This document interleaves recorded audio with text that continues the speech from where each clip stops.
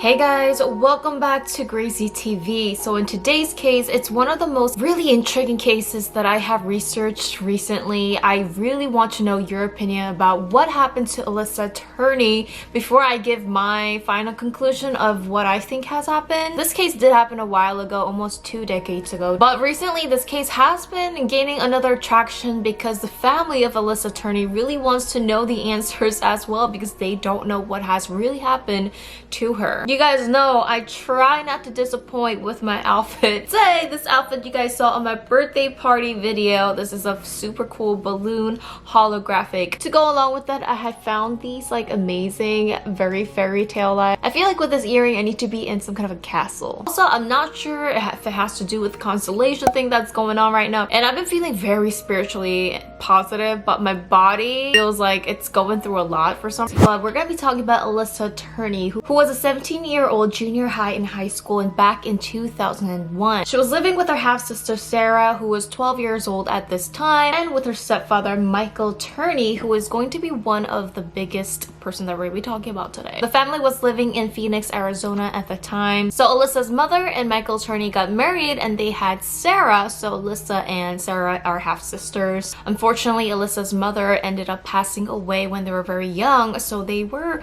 living with their father or stepfather Michael Turney. You can see in these home videos, Alissa was a very talkative, very kind of funny, bright, spontaneous, hard-working little girl. Some did describe her to be a little bit of a wild child, and her father did say that she did need special educational plan, which I'm not too sure like what that would mean, but apparently it's for kids who might have ADHD. In these home videos, you could see that Alissa and her father, her stepfather, does seem a bit close. You got me in trouble, Dad. How'd I do that? Cause that freaking asshole Mike, he looks and he goes, "That's illegal. He can't do that." And I was like, "That's my dad." Still, Alissa does call him dad. In this case, you know, just looking at the videos, it does seem like they are family, they're close. But Sarah, Alyssa's sister, says this was a different case behind closed doors. Michael seemed to treat Alissa very differently than he did with his other kids, especially Sarah. Sarah said to her, Michael was very cool, laid-back father, but to Alissa, he was especially strict. He was always monitoring her, going through her things, very uptight, and he was just always surveilling her every move.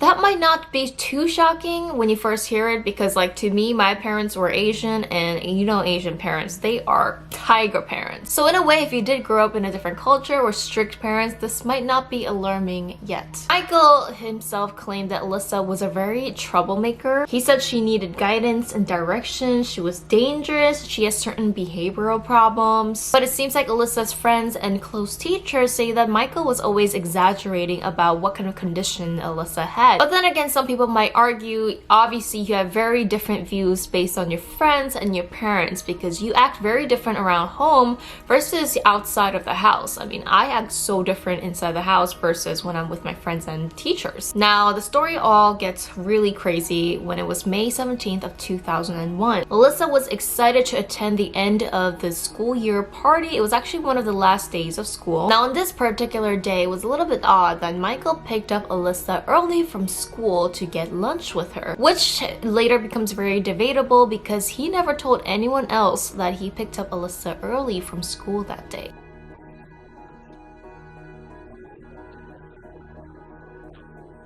Now this is a little bit strange because why would the parent need to pick up their child early from school if there's nothing else going on? I mean, it's not like she had a dentist appointment. Oddly, that day, Michael was supposed to pick up Sarah from school, but he never came to pick Sarah up. Sarah really didn't think of anything that day, so she ended up just walking to her friend's house where she waited for her father. It was around 4 to 5 p.m. when finally Michael showed up to the friend's house and came to pick Sarah up. When Michael showed up to pick Sarah up, he immediately said, Alissa is missing. Michael and Sarah on their way home try to reach Alissa by calling her cell phone, but she just wasn't picking up. Now when they arrived to the house and went to Alissa's room, Sarah found Alissa's backpack just pretty much dumped on her bed, and they found her cell phone and a note, handwritten note by Alissa. The handwritten note said, "Dear Sarah, when you dropped me off at school today, I decided I'm really going to California. Sarah, you really wanted me gone. Now you have it. Dad, I took $300 from you. That's why I saved money." Later, experts did confirm that this note was actually handwritten by Alissa, where this handwriting was Alissa's. But then, who knows if this note was written that day or, you know, a couple days or a couple weeks before. Sarah, at the time, she was only 12 years old. She was very young, and she thought that nothing was really out of the ordinary because Alissa did fight with Michael a lot, and she probably thought that her sister would just come back after running away, and it was just something that she didn't think would happen for this long. It was also reported that Alissa actually did have relatives in California, so Michael and Sarah thought she just went to her aunt's house. Keep in mind that Michael actually used to work as a deputy, a cop back in the 70s, so just keep that in mind. That night, after searching for Alissa, Michael called the police to report a missing persons file, and he pretty much reassured the cops that he kind of knows where Alissa is. So cops never did a follow-up or investigation on Alissa at all. Could Alissa have really ran away? Her friends say that this is really unusual because she was excited to go to the school party, and her boyfriend even confirmed with Alissa that day that she was going to attend the party. She was excited to meet her friends. Now Michael did later confirm that when they went to lunch and came back home, apparently they had an argument about house rules. Alissa just did not want to follow up with the house rules anymore because Michael was being too strict. She did not want to have curfews, and that's the reason why Michael says Alissa ran away.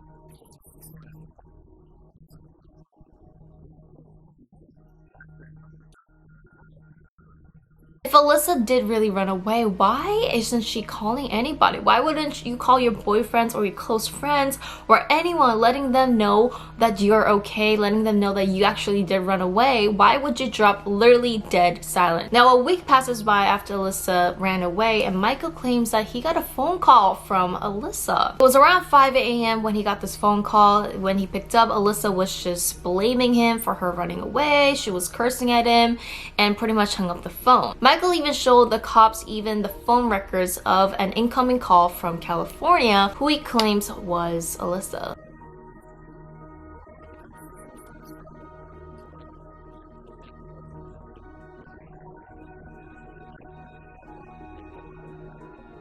Now in Alissa's bank account, she had $1,800 that she saved up from her part-time job, and that was never used. Now if you run away, what do? You take everything with you, all the money, all the clothes, whatever you can bring with you. Going back to her notes, she even says that she saved up money for it. The fact that she didn't take any money at all, this is super strange. Now slowly, things were being revealed about Michael, their stepfather. It was said by their friends and some of the families that Michael was not a normal dad to Alissa. He was more like an abusive boyfriend to Alissa. He was paranoid about Alissa's whereabouts all the time. He was kind of surveilling her, like going to her workplace. He looked at every phone records of incoming and outgoing phone calls. He also consistently warned the friends and their parents about how gullible she was and that she was unable to take care of herself. Michael claims that he just monitored Alissa because she just needed extra care, and that he just didn't want her to have self-harm because she apparently had this runaway thoughts for a long time, and he just wanted to protect her. Now Alissa's boyfriend, her friends, and even her teacher says that they even heard Alissa confessing to them that she was actually inappropriately touched and abused by Michael when she was younger. Alissa said that once when she was younger, he allegedly picked her up from school early, took her to a remote area, and tried to assault her. This statement was really said by the teacher and her boyfriend and her friends, but apparently they did not take this to the cops right then and there. So this is more like a statement. This is not like a police record or report. So you see how tricky it is when it's just a statement and not an official report. So it really can't be used illegally at this point. Dad! Dad's a pervert. And Alissa is stupid moron. Alissa's a stupid moron. You guys don't want pictures?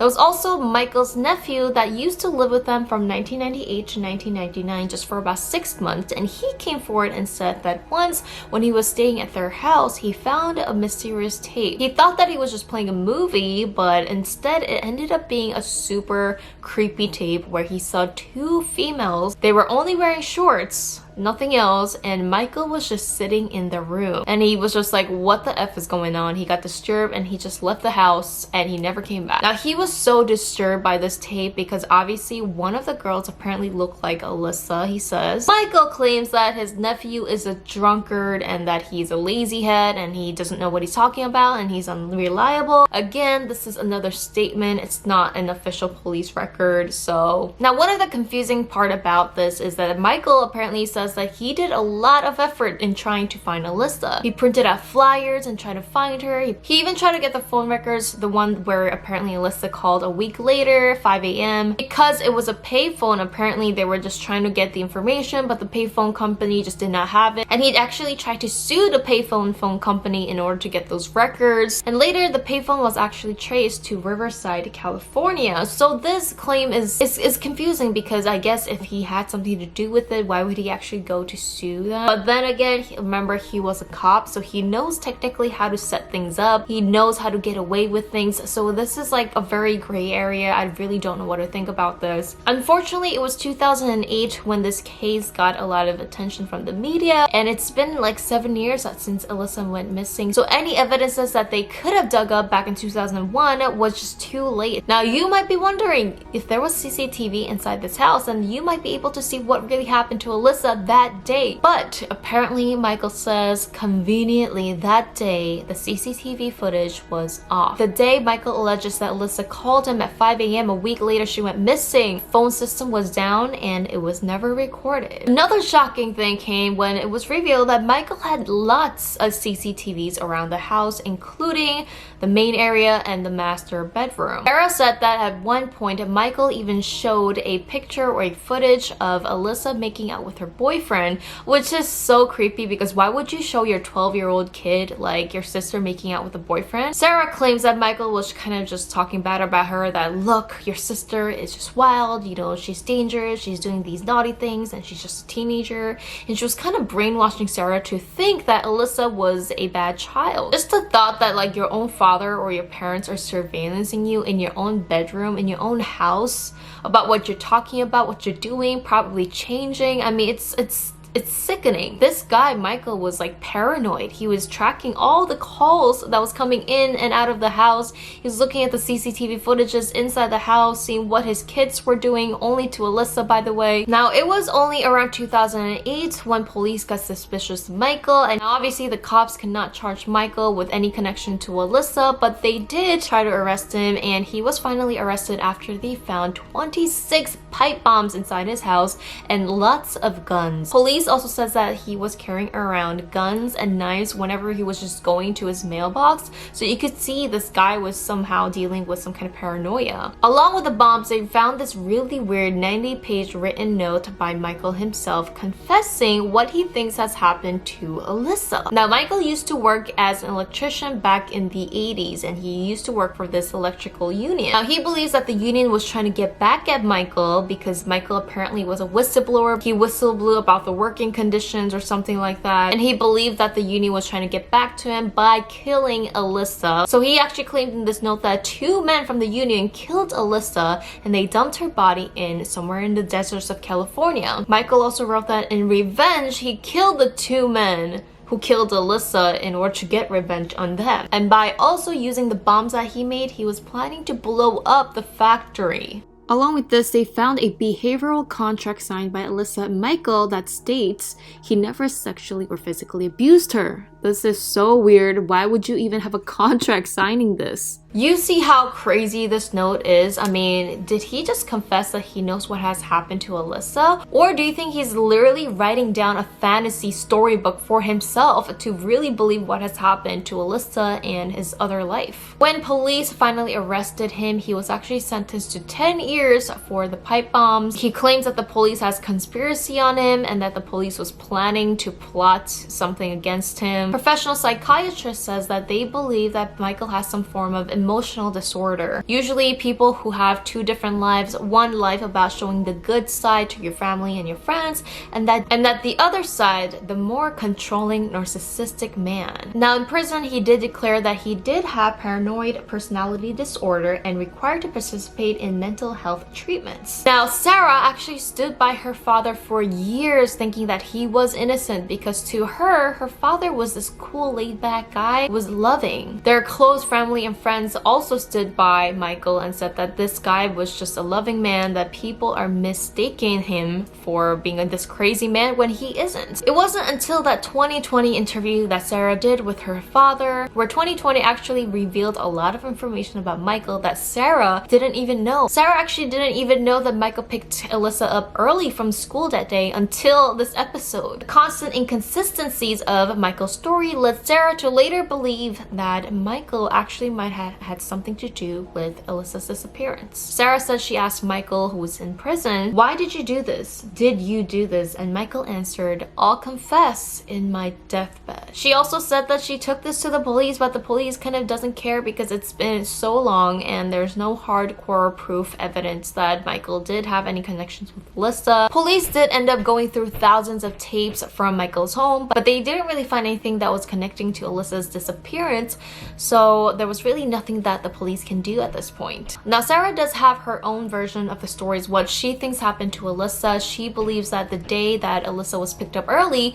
Michael also took her to a remote area somewhere and he probably tried to sexually assault her again. She refused, and that's when Michael snapped and decided to kill her. Now he could have buried her somewhere in the deserts because apparently Michael has a lot of knowledge about the desert because he used to be a cop. Not only that, but Michael was never charged with anything regarding to Alissa, and he's probably out of prison by now because it's been 10 years since this has happened. You guys have heard this crazy evidence and these details, and I really want to know what you guys have thought about this case and what you really think happened to Alissa. We don't know exactly what has happened, but I'm hoping that he'll confess one day because he's the only one who has the key to this. Remember to like this video, it really helps me out a lot. Subscribe and hit the notification bell because I reply to all my early birds. Have a magical day, you guys.